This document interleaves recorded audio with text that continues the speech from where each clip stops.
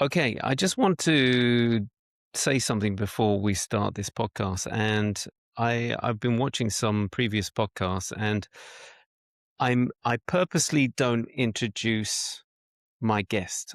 I don't because what I want is basically to connect with the heart and soul.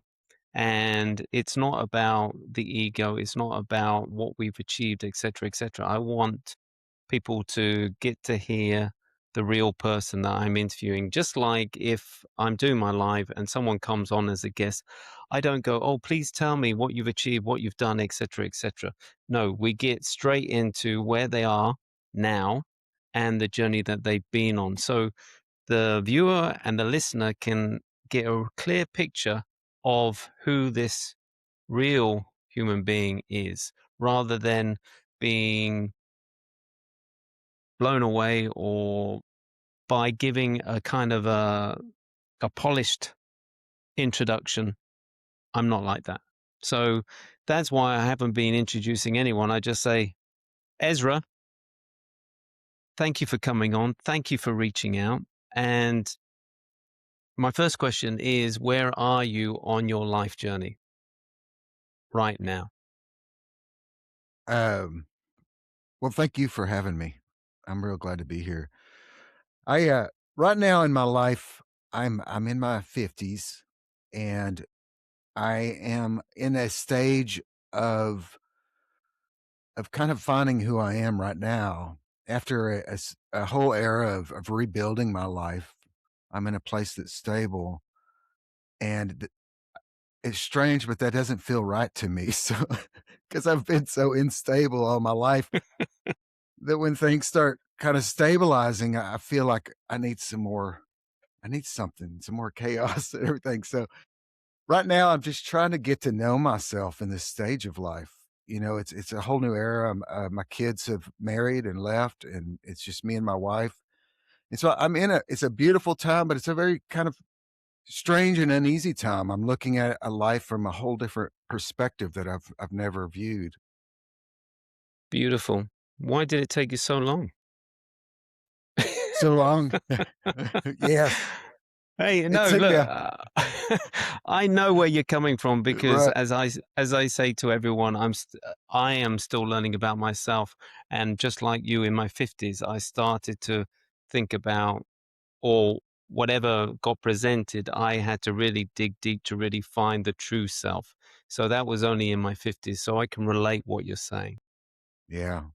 There is something very these different stages in our life that they they present to us. It's like, I kind of viewed life when I was younger as if there was a plateau that I would reach, and then it all kind of I'd be there, arrive. But it's not like that. It's like you climb up to one plateau and you look and there's a whole new era. And in some ways, as I get older, I'm okay with that. I'm okay with life moving and that there's not all these outcomes that are real clean and that I'm on this journey. And that's probably a good thing about where I am in, my 50s is I kind of feel like I'm on the journey. What is it? Where do I go now? Yeah. No, I hear you. So, what has that journey been like? Where would you, if you're telling people about that journey, where would you start? What's the first thing that would come up in your mind to start from? Well, I'd have to go back because my life has been it was set in motion in my teens, and I don't think I looked up until I was 40 years old and thought, "What the fuck is going on?" Well, I had gone through an entire life and not looked at what was going on and who really I am. I was just chasing this carrot all my life.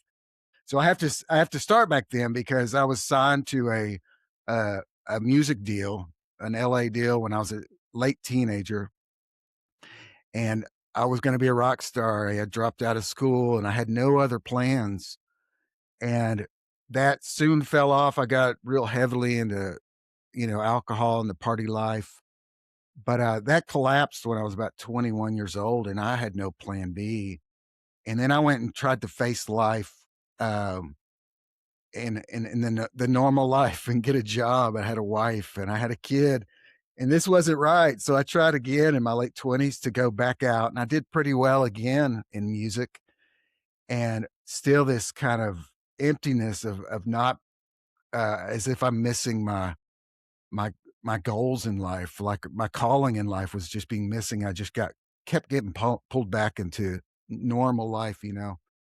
And so that's where I start. And what happened in my 30s is I went through a divorce and just collapsed into a decade of just darkness, of depression and hospitals and jail. I eventually got a felony, and all of this surrounded by just uh, diving deep into alcohol. And I was a daily drinker into oblivion, you know, was my thing. I tried to take my life many times. My 30s was just this incredible dark area.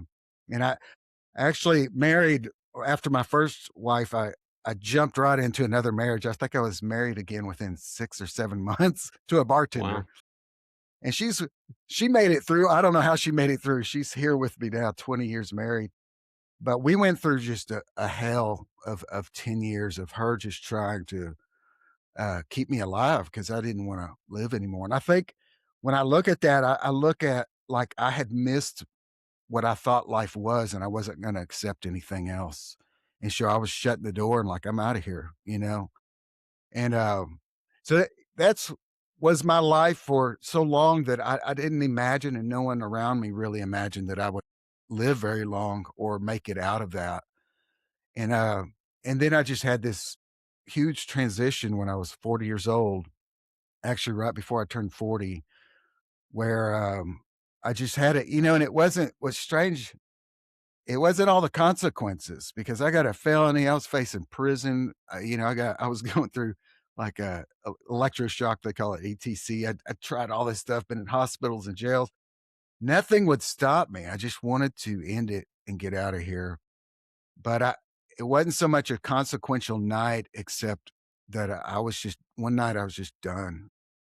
And it wasn't done like I wanted to leave the earth. I didn't want to be this person anymore. And I couldn't stand who I was. And I for me, I called myself an atheist at that time. I came out of a very religious background and slowly just denied all that kind of stuff. So I ended up one night uh with me and my I woke up with my cell phone from a blackout, and I looked, and there's just walls of texts, and I'd been writing my 14-year-old son, and I just saw him replying back, "Why are you doing this? You know, stop. Why are you doing this to me?" And just that night, I was like, I can't be this story anymore. And that night I had a prayer to something that I don't know. I just said, whatever's out there, whoever made me, whatever this is, I'll do anything. And that next morning, I had this inclination. First thing when I woke up, I was on the kitchen floor and I woke up and I thought, you need to go because I was in some legal trouble. They made me go to 12-step meetings. And this first thought was like, you need to go get help and you need to go to people that know what you're going through with this alcohol problem. And man, I didn't want to go, but I just got up, got my car, and that was the last day I had a drink.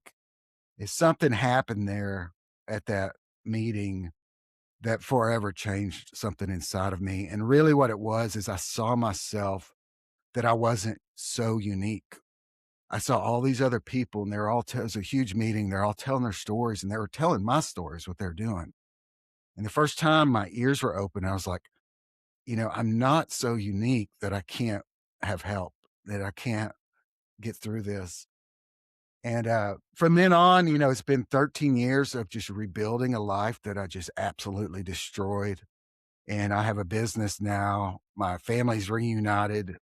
My wife divorced me during that time, but she came back, and my children, my son works for me. My daughter, I'm in a band with her. And so it's been a beautiful era of recreation, but not an easy one. The hardest thing I've ever done in my life is to face myself and all of the problems and the havoc that I've caused and tried to make something out of it, you know? Wow. Wow. Wow. Wow. What an amazing, incredible journey. In regards to you lived it. You went through hell and back in a way, but what stood out for me was you had this, you were a musician, and we had a call before where I said that that was my dream. I wanted to be a pop star, but my parents were like, "No, no, get your education." And when I was on that educational journey, then it kind of pulled me away from w- what I wanted to do. What my heart wanted to do was to be a musician, to be a pop star, to look at the facts of life and, get a job, have a roof over your head, food on the table, and money in your pocket. And I wasn't a natural talent anyway, although I was, like any musician, you tap into the ethos of that beautiful place where music flows through you. You're an instrument. And that's what, when you were at the beginning of that journey and you have that natural talent and you're doing it, where is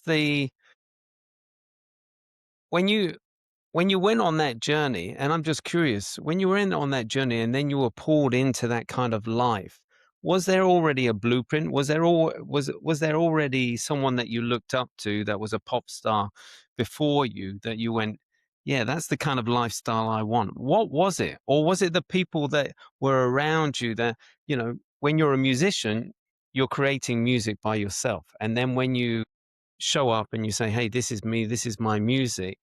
Was it then the people around you that created that environment that they're already in, and then they introduce you to it? What what went on? Yeah. I don't think that I had an idea. I came from, and it's a whole different story, but a very sheltered young life. My parents, very good people, good hearts, but very religious. I listened to no pop music growing up. I only listened to their albums. And so I was a very sheltered person. And what happened was they're musicians, though, very good musicians, is I learned music with them, learned to love it. And I just started writing songs. The first time was just to try to get a girl's attention. And it, and it worked. And I was like, wow, this is like magic. But Absolutely. I fell in love with music personally. And as I played, people would come around and go, wow, man, that's really good. And I've been trying to play bass and let's try to do something. So it's really the people around me. I don't think I had any inclination that I could do anything with music. I just loved it. And people kind of pulled me into it. And then so what happens is I get into that life in my teen at 16, I started playing clubs with different people. And it was really everybody going, Ezra, you got something special. You got to do this. You got to keep doing this. And then I would wanna always give up, and I didn't like because I was very religious, I couldn't handle being in all these clubs and, and all this temptation, and, so I'd always try to pull away from it. I thought I was doing something wrong, and they'd pull me back in and go, "No, no, no, you got something, man." And, and it did, and it even farther where I was making my first album, and the, engineer called somebody in LA, and pretty soon this entertainment group flew down from LA to meet us and sign us. And so there's all this confirmation like, this is your life. And I'm like, oh. And I've always had a very uncomfortable relationship with it though, because I'm a super introverted person. Like, I talk real well with people. I have like a side that can communicate very well, but internally, I don't like being in crowds. I don't like being around people very much. So I would say I was kinda dragged into it, but then I feel like I got stuck in this idea of myself, like, "I have to be this now. This is what everybody thinks of me." And so I went on for 20 years trying to be something that I thought I was supposed to be and forgot who I was completely. That is beautiful, and I'm glad you said that. That you forgot who you were, and you were performing for other people. You were trying to be something that you really weren't, but the environment that you were in literally, it is like a monkey on a stage. Perform, perform, perform. We throw you stuff, we throw you stuff. Perform, perform, perform.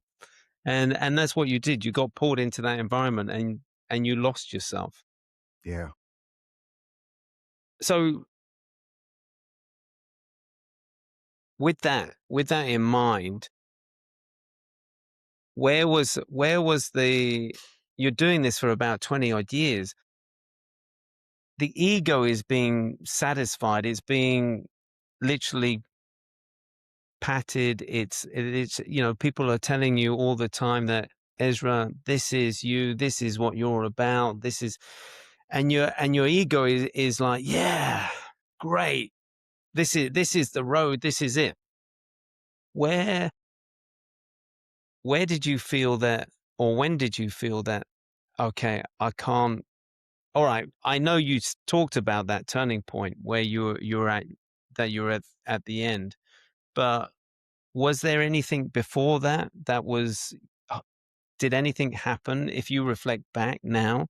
Were there signs? Were there instances? Because it's amazing when we look back on our life's journey, there are certain things that happen to us, even though we're in it and we can't see it.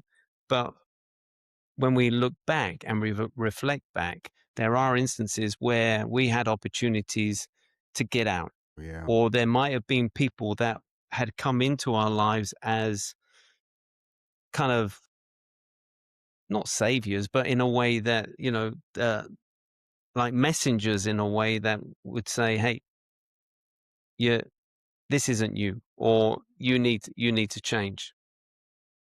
Yeah. I mean, there's really so many. I only saw this when I got back, and it was almost like an elevator that was going down, and it would open once in a while, and somebody would go, "Ezra, come on out of there," because it's just going down. And I look back and appreciate and love these people so much that did this. There's one guy that was very, very special to me. He passed away some years back, but he was a musician actually from my parents' life. But he was a young guy that was maybe 10 years older than me and followed me through life. And he would just contact me every once in a while. And he he was somebody that was a better musician than me, had all these dreams and everything, but then settled into a real life of just being who he was, and actually falling in love with that life. He became a policeman and went into forensics and just embraced this new self. And what he did for me was just kind of a comforting thing of two things is that you can't really let go of music. It is now y'all are married together, but it doesn't have to destroy you. It's something more. It's music was something that I gave, it belonged to almost my music almost belonged to other people rather than me. And he kind of taught me the music is for you. It's something beautiful that that will follow you all through your life. It's a way for you to speak. And his name was Peter. And so he's one of the big ones that I would look at that had kinda had the same thing where he had a great musical ability, but went on to a life that was I looked at as more real. Mm.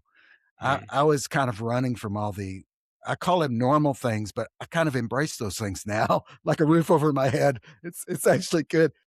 He embraced it and even found a new way for his creativity, and it's strange now that we're talking about this, it's hitting me that I did the same thing he did because I'm in business now.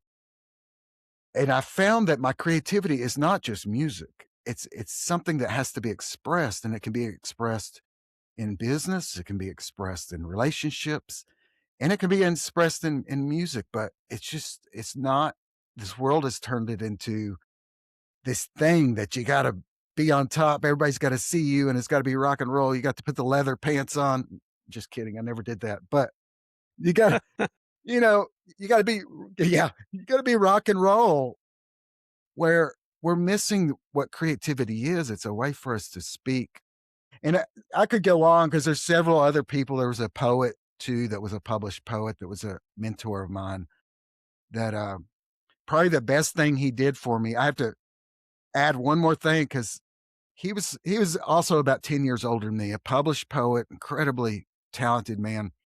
And I used to just write him of how in drunken stupors these long letters and and one time he told me it's never this is never gonna I would expect kind of somebody to comfort me, and he wouldn't do that. And he would just write back, Ezra, this is never gonna end until you deal with your drinking.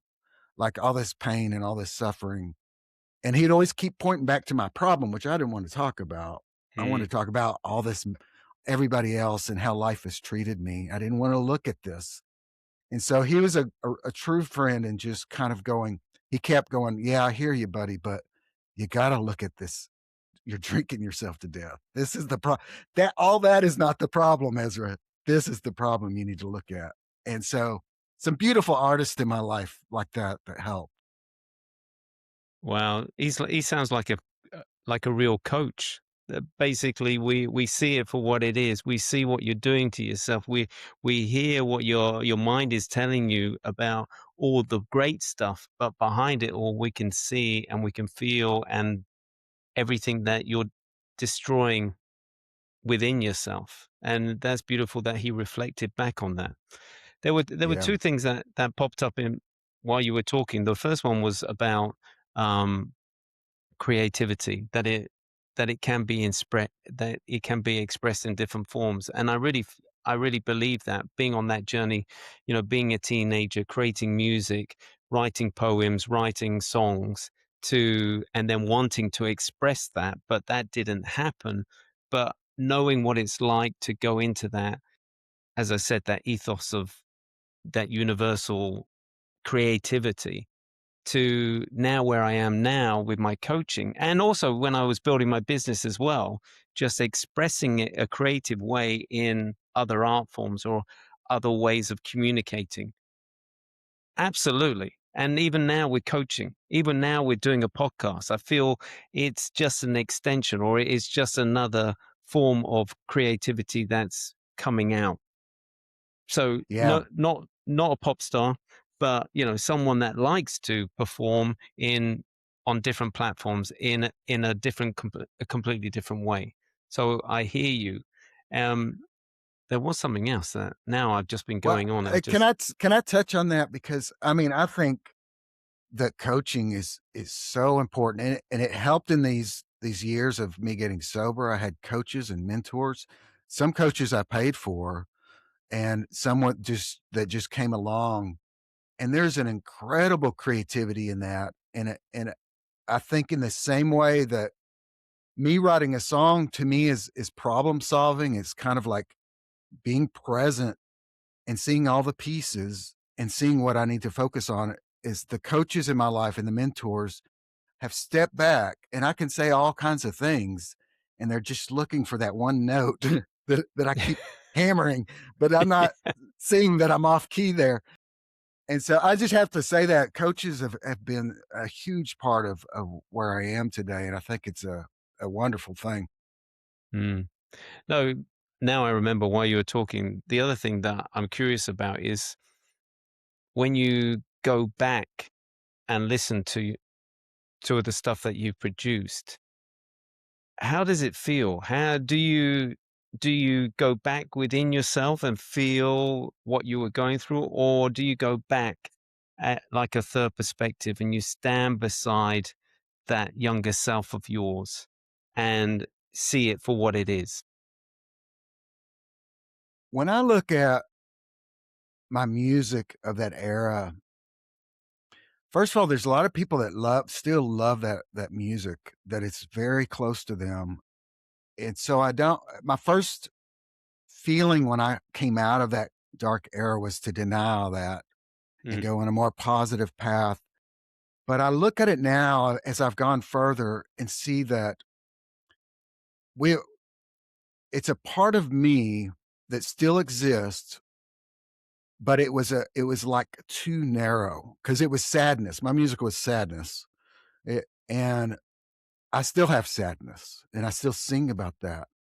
But I see it as so narrow that I didn't it was like it was not a there was no wholeness in the music back then. It was just like my life. My life was just so narrow, and it didn't encompass all the beauty of life and everything. It was just focused on this thing of pain and sadness, and I don't know how to express it, but I think that I look at it now and I go, I was like romanticizing sadness back then.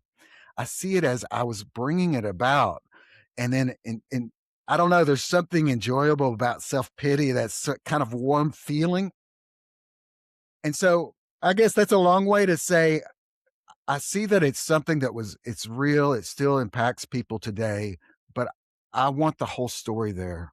That, yeah, there's sadness, there's darkness in life, but we don't have to live, with that as our only story, We can Mm. expand out of that. And so I see it as kind of narrow, but, beautiful at the same time. You think of like Vincent van Gogh and these very sad artists, their lives are tragic, but they did tap into something about the realness of our life, even if it was just one narrow thing. I I don't love know if that. yeah.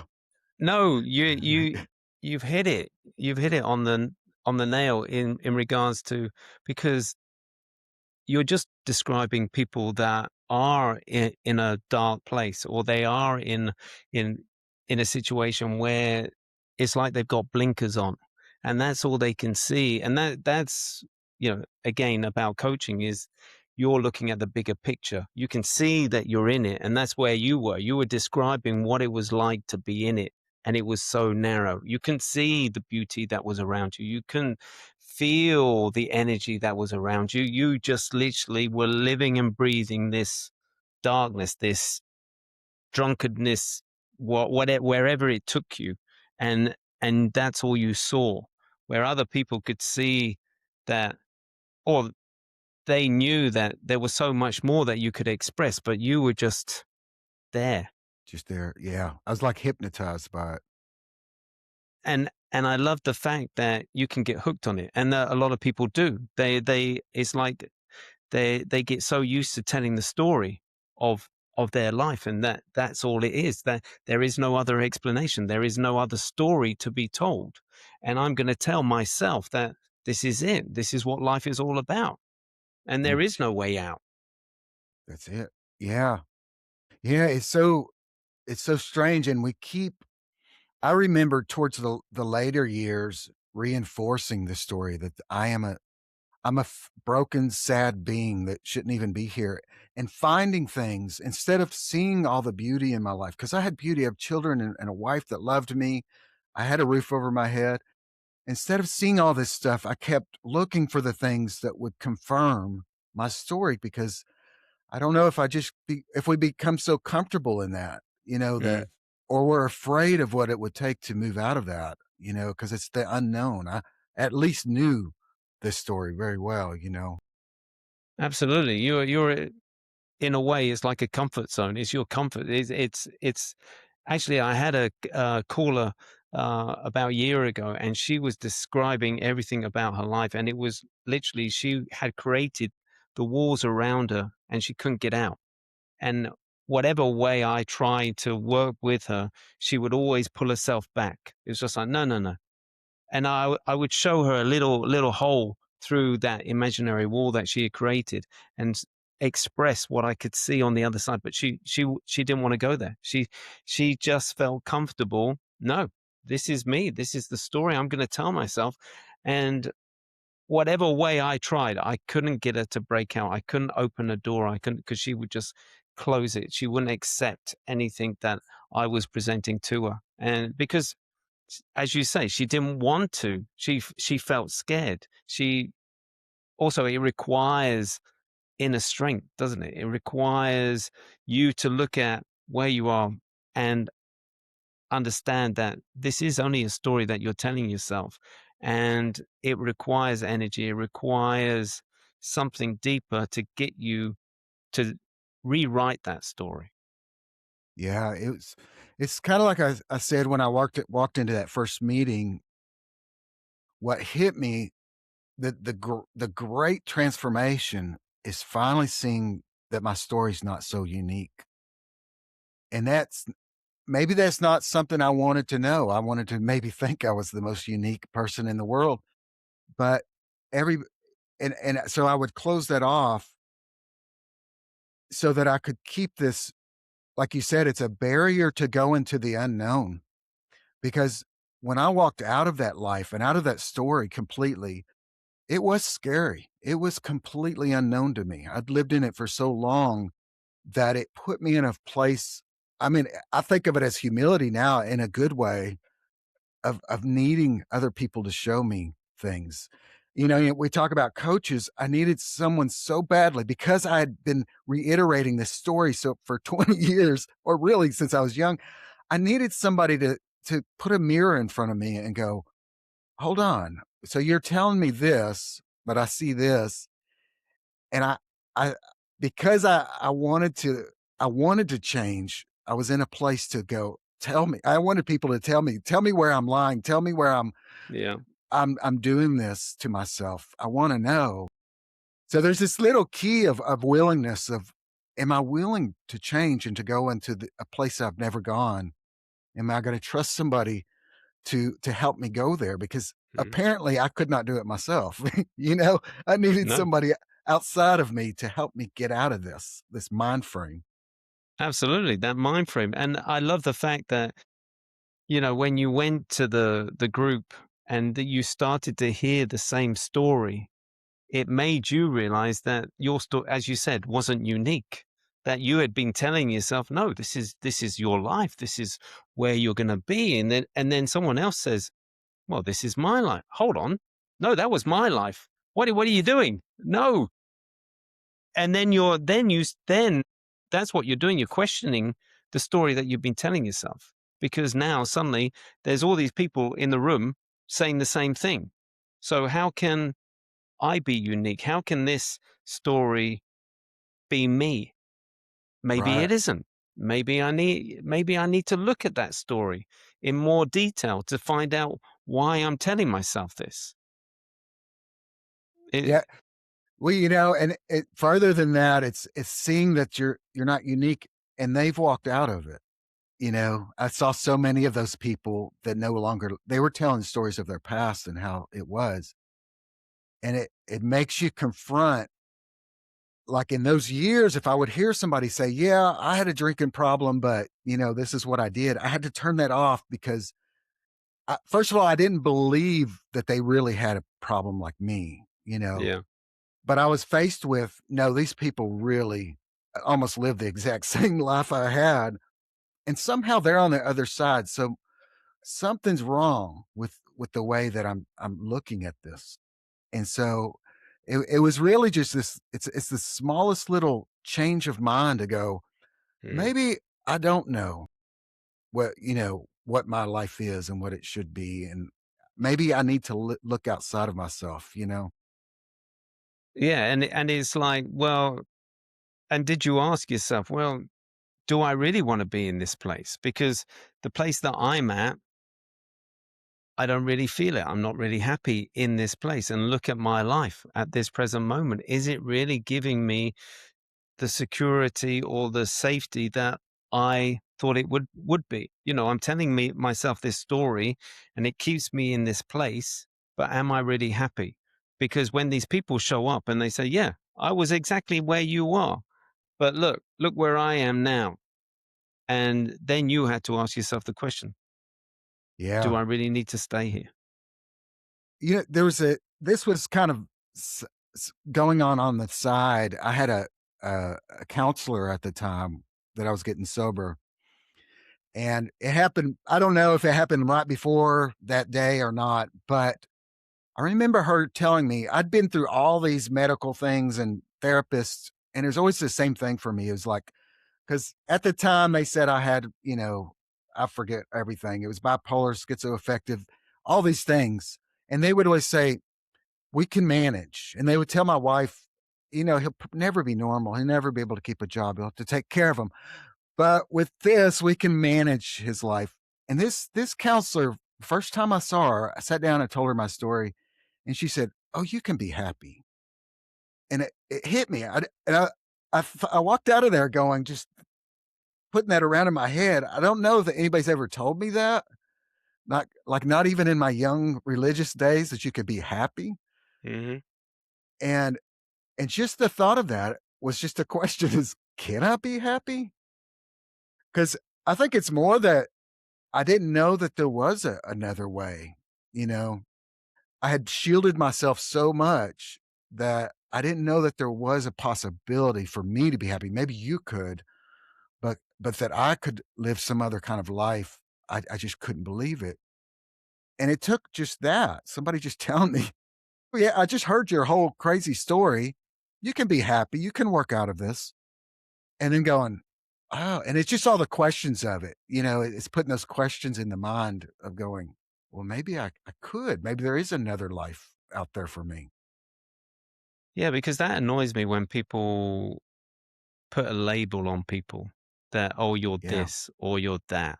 Because the mind's very clever. There's a lot of people that would go, "Oh, okay, I've got that sticker. I don't have to worry, I'll just stay where I am because look, this is me. This is my label. And Mm, I'm not gonna be the experiment. I'm not going to bother getting to know who I really am because someone else, based on some test, based on some evaluation, has put a label on me. So if anyone asks, oh, yeah, don't, I'm this, this is who I am. No, you're not. You are not. Take that label off and start getting to know who you are, unpeeling all the layers that you've literally put on yourself. And that's what you did. Yeah, someone said you can be happy. mm, Take all yeah. those labels off, start getting to know who you truly are. Oh, I got chills when you said that because that was really huge. The kind of medical side of this is that is that I was told, and what's crazy, I was told this during a divorce, but that you're a depressive, you're manic depressive, you're bipolar. And so, of course, when people would say, anytime somebody, that was a big thing I could look at. No, no, no, I can't be Mm, like you. I can't be happy. I can't be successful. yeah, Exactly what you just said. You don't know. I'm depressed. I'm bipolar. I can't do it. I yeah, can't keep a normal life or normal job and I I look back at that now and I think there's part of it. So this life I live now is a little scary sometimes. I have 8 employees. My son works for me. I'm a part of a business with a lot of people, and I have to wake up and I have to go out there and be in the world and be, responsible for the things that have been given me. And part of me wonders if that label allowed me to put all of my decisions, all everything else on somebody else in my life, on somebody else as their responsibility, and then get to blame them when it doesn't go right, absolutely. instead of just picking it up, which is a hard thing to do, but also has its great rewards. And go, I'm going Mhm. to carry my own life, and I'm going to define who I am and understand who I am, and not let all these labels just tell me who I am. Beautiful.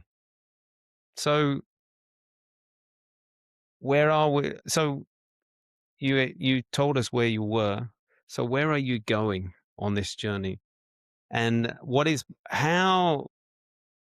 how has it been?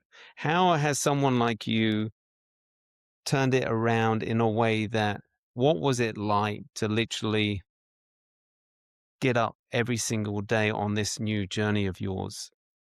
Because there's a lot of people that I talk to that are in the same position as you, that they found themselves either a drug addict or an alcoholic, and they know that there's something deep inside them that's saying you can't carry on like this. If you carry on like this, you're going to end up not in a nice place. So things have to change, and that's why people reach out because they know that there's something that stops them and we need to talk to this guy. We need to talk to this guy. So how has that journey been and how difficult has it been? And as you said, you can't do this journey all by yourself. No one can. you need the right support network around you. So how did you find that as well? Especially going through a second divorce. How was that support network still there moving forward? Yeah. Well, yeah, it kind of, because people hear a story and they go, "Oh, you lived in hell and then you changed and now you're better." That's not what it looks like at all. It's like you're describing. It's My life got very small. It's like I call it, I had to give up the game for a while. I had to give up the game of trying to keep up with life and my status and my music, and all of it And had to what go did, and away. I want to stop you. What did that feel like? Because it's Oh, like was it like you were in the eye of the storm and then you literally pulled yourself through that storm and you were on the other side? What did it feel like being on the other side? oh, man. It was, well, this sounds very dark, but it felt like a death, but a death of a life that it that I didn't want anymore. But it didn't all die at once. It died every day. I had to let go of parts of it. And I'll say that I couldn't have done it, like you said, without a complete support system around me. And I had people that I called almost every day, especially during the divorce. My wife's an alcoholic, and she left because I got sober because she didn't understand me anymore. Uh, We had no way to relate anymore, and she went out. Now she's back, but she went and found her rock bottom and came back, and now she's sober now, like 11 years. That era right there, so I get sober, I'm changing my life day by day, and then my wife leaves shortly after that. I remember thinking, "God, I don't know how in the world I'm gonna do this. I've already been through a divorce. I could barely function. So mm. how am I gonna do this and get up every day and keep doing this and not pick up a drink and not go back to the ways that I used to go, and most importantly, not go back to the mindset I used to live in?" Well, And, sorry, yeah. sorry to interrupt, but Yeah, yeah. that was the thing that was on my mind while you were talking. Is all right. There's something deeper that's telling you you need to change, that you need to go on this journey, but the mind is so used to old habits, the addiction, et cetera, and it's like this big tug of war that's going on. How did you manage that? What did you? All right, support network, but how did you, on a day basis, face that? What what what kind of resources did you use to guide you? What?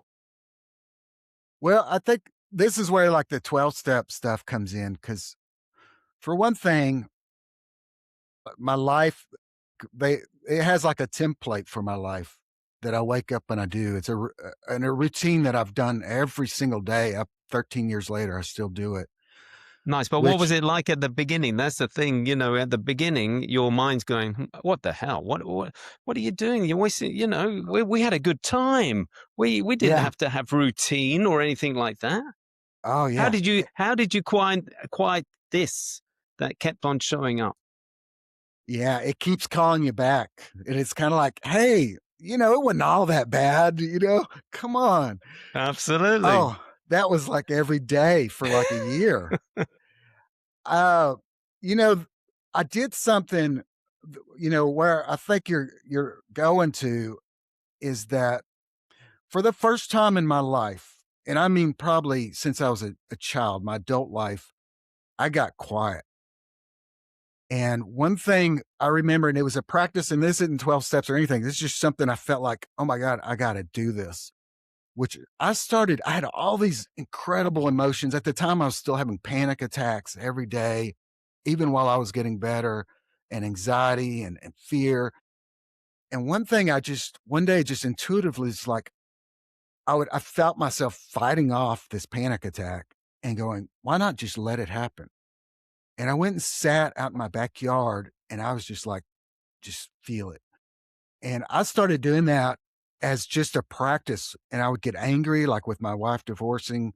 I would, like, have this uncontrollable anger, And instead of like fighting it and going off into my head, I'd go just sit and go, Ezra, be angry, be Mm, angry. And and this was something, it was so new to me to just let these feelings like burn through me and to mm, feel them and not to try to explain them or defend them or anything. And so I guess it was a type of meditation, you know, but it was for me just finally letting myself feel my feelings. And and that helped me so much. And I still today I'll do that if I'm feeling some kind of anxiety or pressure, instead of like going first off and looking for all the issues or blaming it on somebody. I just want to feel it. Like what's going on? It's like my body's trying to tell me something. And the amazing thing was is that panic attacks were a huge problem I had. I had them daily from morning till night. That went away doing this because I found that, as most people know, I'm creating the loop of the panic by fighting it. But when I would just let all that anxiety feel, it would flow through me, and then I would go, "Oh, it's gone." And I would get up and I would go do what I had to do for that day, you know? that is beautiful, and that's why I say to all my clients is lean into those feelings, explore them rather than, Mm. as you say, fight them. No, they're showing up for a reason. Ask yourself, why is it? Why am I feeling this way? Why is it coming up? Be the detective in your own feelings rather than go, nope, need to shut you down. Come on, and it's just this, and that's why anxiety feels the way it does because it's just like you're trying to go, no, suppress it, don't. But if you just go, okay, why is this showing up? Well, what is the trigger? How is this, where is this coming from? And the more you do that, the more you feel comfortable. As you said, the more you're releasing it in a way. Yeah, and it does. It's like, when I felt those feelings before, I reached for a bottle. And Mm, now when I got sober, I would reach for TV or pizza or porn or whatever, or my phone. But I saw that's the same thing. I don't yep. wanna feel this feeling, and so I'm not gonna look at it. I'm never gonna learn anything from it, and I'm just gonna stuff it away.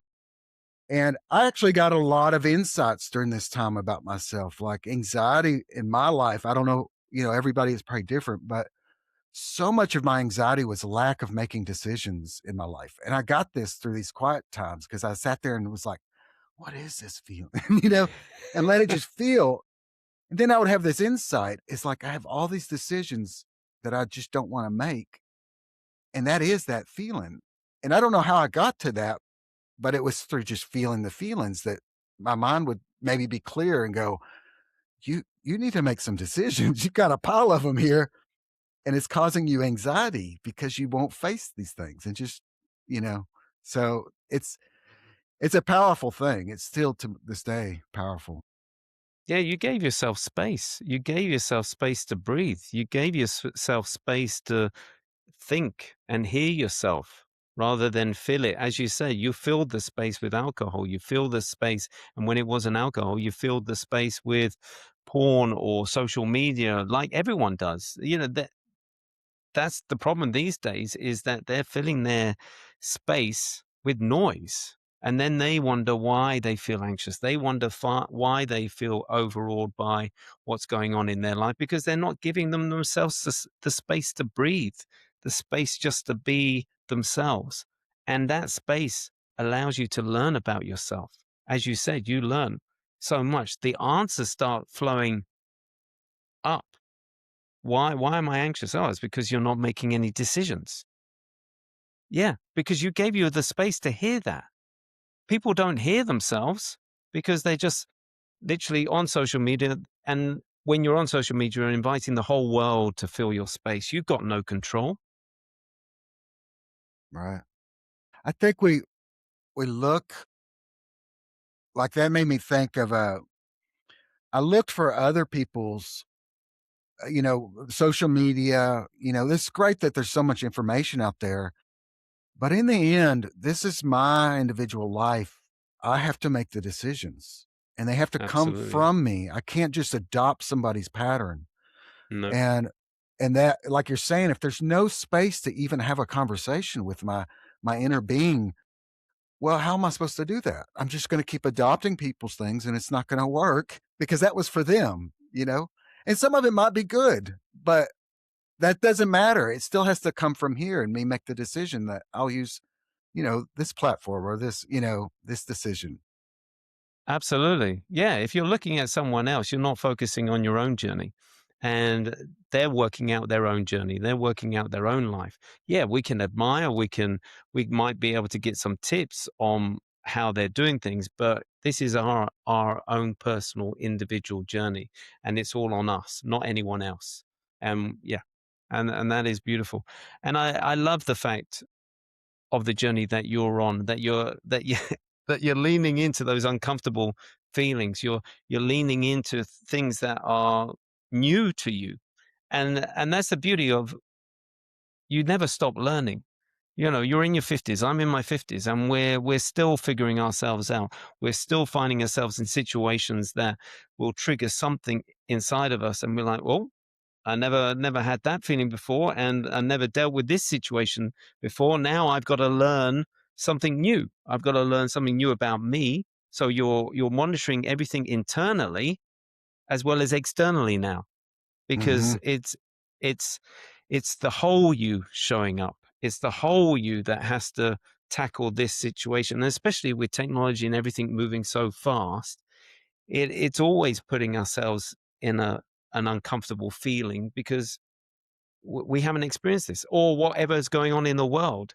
We're this is something that our parents never went through, and I've never been through this, and now I've got to handle this. This is something, and then I've got to handle everyone around me as well, because now they're freaking out, and it's just like, and some people aren't in control of how they feel or how they react. So it's you become the observer, don't you? You become the observer of your internal self, as well as, excuse me. Oh, I excuse got you. me. Oh, I hate it excuse when me. that happens. Oh, I I made some power balls this afternoon with Oh. oats, and I think it was just a random oat that was just near my throat, and it Right, just got, oh, Jesus. right. Woo. So yes, it is. And you're on that journey, and as you said, you're learning about yourself every single day, and as you say, you're responsible for people, where before it was just enough trying to be responsible for yourself, let alone anyone else. Yeah. Yeah, it's, uh, it's I think I look back now sometimes because 'cause I'll get in situations like you're talking about where I don't know what to do. The Mm. world's pressuring in. I've got always have my internal world I'm dealing with. And I tell myself, I kinda talk to myself a lot and I go, Yeah. "Ezra, this is what you always wanted." Because my life was dead in those dark years. It was dead. There was no options to me. The only option was a bottle every day. It was Groundhog's Day.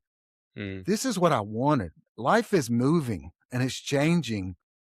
And I think I deal with it a lot now with just not having outcomes for myself. Like I don't life is open-ended now, and it's very positive for me because life before when I lock down life and I put all these things that have to happen, I'm like putting a date on the calendar for misery. Like I must have this, I must stop doing this, I must and now it's just facing life as it comes to me and allowing my life to build the outcomes instead of enforcing them on them. And that helps me face the world and all this chaos going on in the world and in myself and say, it doesn't have to turn out the way I want. I'm just going to show up and face it the best I can. And then let's see, like a curiosity, let's see what this outcome is. I love So that. So basically, what you're saying, you're living in the present. You're living and breathing in the present. You're appreciating everything that's around you at this present moment. You're not worried about any time frames. You're not worried about deadlines or anything like that, because that's your head literally projecting in the future. You're just being you. You're appreciating everything that is there. And all you've got control over is you now and how you prepare yourself for tomorrow, how you show up tomorrow. That's all we've got control over. And you're, as you said, you're in control. You're in control. You're not performing to everyone else. You're not dancing to someone else's beat. It's my beat. This is what I've learned. This is me, and this is how I show up every single day. As I always say, you have your routines. You have your routines for you in the morning. And like I have routines in the morning, and as I say to people, it's like fine tuning an instrument. You don't go out into the big wide world without fine tuning that instrument. You don't go up on the big stage of life without fine tuning your instrument. And that's your routines. That's your grounding to start the day and get you in the right mindset to then go, okay, I've learned a little bit more about myself. I've checked in with myself. I've ask myself the questions that I need to ask or whatever I need to do today. And then I'm ready to go out there. Yeah, it's less I think I used to think I've gotta have all the plan and know all the answers, and when I would start my day, I'd have to think through and, like, I've gotta resolve all these future problems where, like you're saying, a routine in my morning is just preparing myself to face the day and whatever it brings. It's Yeah, less about me thinking I can figure it all out. It's like you're saying, I have a little control here to calm myself, put myself in the right place, be grateful for what I have. And it puts me in a place where I can confront and resolve issues as they come. I think before in my younger life, I always thought I had to have the answers for all these things. So it would just spin in my head, which that's impossible. We can't go into the future and like figure all this stuff out. I can only prepare myself to face them, what comes, you know? As you said absolutely. that, I just choked on something too. I think you were catching something. But It's funny when I do my coaching sessions, I'm always aware of what shows up. And, maybe there was something that I needed to say, or maybe I'm holding on to something. And, mm, or maybe we're releasing everything with this conversation that things are just literally being loosened for us to just go, oh, right. I knew it was there. I need to get it out. Yeah. So, Ezra, finally, as we're coming to the end of the show, what I'm curious about though is when I work with clients, is I basically say, look, you need goals in your life. You need a vision of where you're going. So when you wake up in the morning, it's there. It's fresh in your mind. It's colorful. It's beautiful. It doesn't matter how crazy it looks. It's just letting you know what this journey is all about. What is it all for? Like what you're seeing now is my journey. I'm here because I'm on a journey, and I have a vision.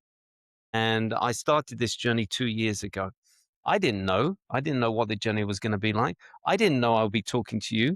I never knew that I was going to have a podcast. I knew that I I needed to get out there, but I used to do podcasts. But then when I was on this new journey, it was like, no, no, I don't need to do podcasts. But then when I started to repeat my live shows that I do on TikTok every single day, and I repeated them on YouTube, suddenly I get all these emails, you included, that said, "Hey, love to be on your show. What you were talking about really touched a nerve in me." And it was just like, "Oh, maybe I need to do a podcast and interview these people because they're feeling it. They're going through things that I'm talking about on my life." So, and my journey, just a little insight. When I started this journey, I thought, okay, I like talking to people. I like coaching. So my idea is, but I want to reach as many people as I can. So my idea was, okay, I'll start this live. And then through that live, hopefully I will get clients through that live. They see me, they see how I do things, etc., etc. And then those clients will be paying for my journey doing the lives, then going on to podcasts, but other people's podcasts. I didn't really see myself doing podcasts. Then I saw myself having my own radio show or being interviewed on the radio, then having my own radio show, then being interviewed on TV, and then having my own TV show. That's how I started. But, as I've been on that journey, it's all changed because I thought, I don't need to be on a radio show. I don't need to be on TV. I'm creating this all by myself here. The platforms are here. Yes, in the old days when we were young, that's all we had. We had radio and we had TV. We didn't have any of this social media. But now, as I'm on this journey, it's just like, well, actually, I'm creating my own TV. I'm creating my own radio. I'm creating my own podcast. I'm enjoying the journey. Carry on. I don't need the big boys. And look, the big boys are struggling now because social media and everything, everyone's watching things in bite size, tuning into, channels like this where they want to hear real life stories. They don't want to have it all polished and, you know, polish a turd, blah, blah, blah, as they say. Right. But yes, so that's my journey. And, I created this vision, a nice lake house in the future, et cetera, et cetera. So that's my journey.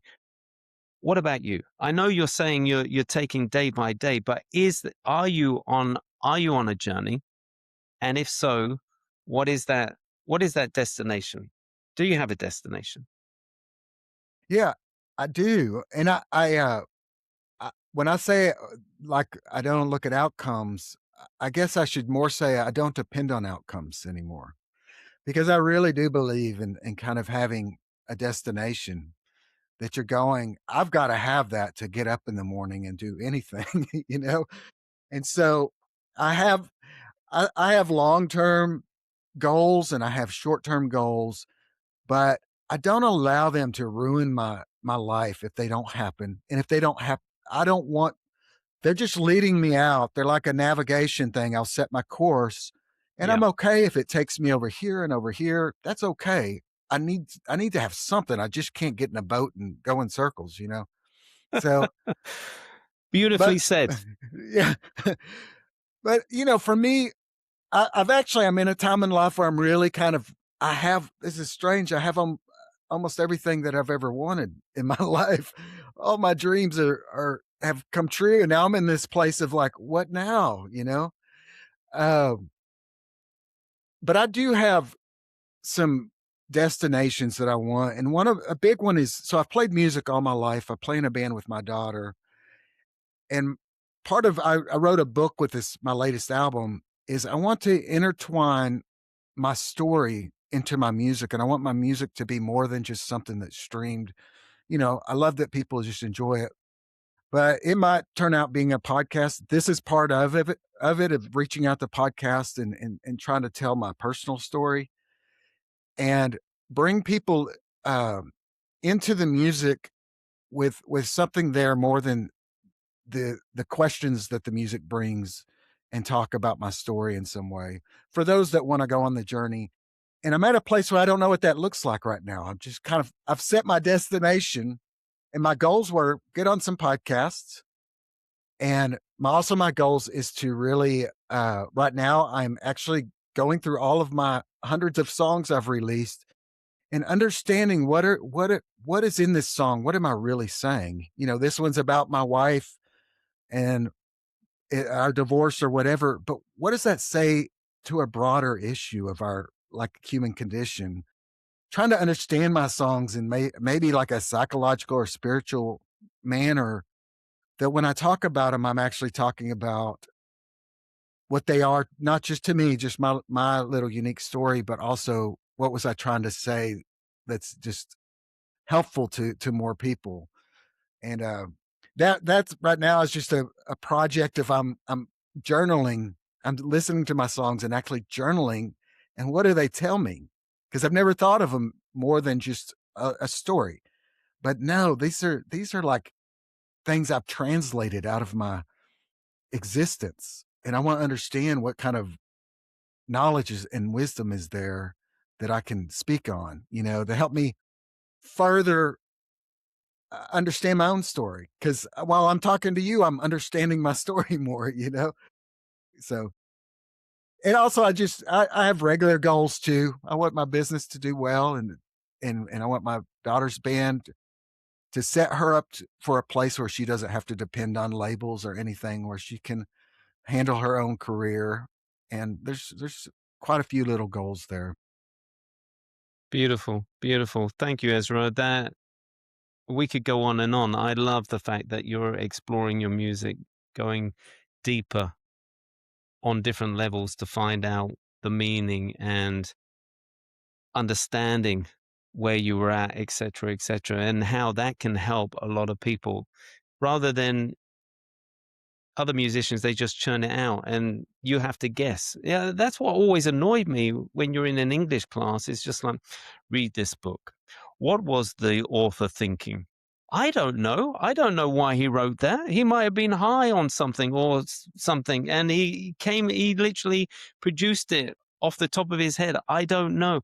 But for you as the artist, for you to explore it, for you to come up with answers, but also tell a story around it is just beautiful. And it kind of reminded me on the vision that I have as well. I forgot to say is that when I have this lake house, I'm going to build a recording studio because that's what my dream was when I was a little kid. And I'm just going to create music. I haven't got a clue what kind of music, but it's just what I feel is it's going to be in touch with nature, whether it's going to be nature sounds intertwined with music. I don't know. I haven't got a clue, but I see the studio overlooking this lake, and that is my vision. That's my journey. That's my compass, as you said. That's where I'm moving to, and that just reminded me of what you said with your music. Is that you're exploring that, you're journaling, you're exploring the deep depths of what's in here and what's deep down in here, and it's just beautiful. And I really and I'm going to sign off now because I think that's just the most beautiful place to finish. And I just thank you for reaching out and being on this podcast. And I hope that we can do this again some point, and we can maybe when you've been on that journey and you can talk about it, I would love you to come on and explain what you found out, where you went, et cetera, and where you are further along on that journey. I'd love to. And thank you so much for having me. I really enjoyed this conversation. Same here, Ezra. And so, yeah, thank you. Thank you. Thank you. And I look forward to our next conversation. All right. Me too. You have a good one. You too. Thank you, everyone. Thank you for watching. And I look forward to seeing you on the next podcast. Thank you. Bye bye.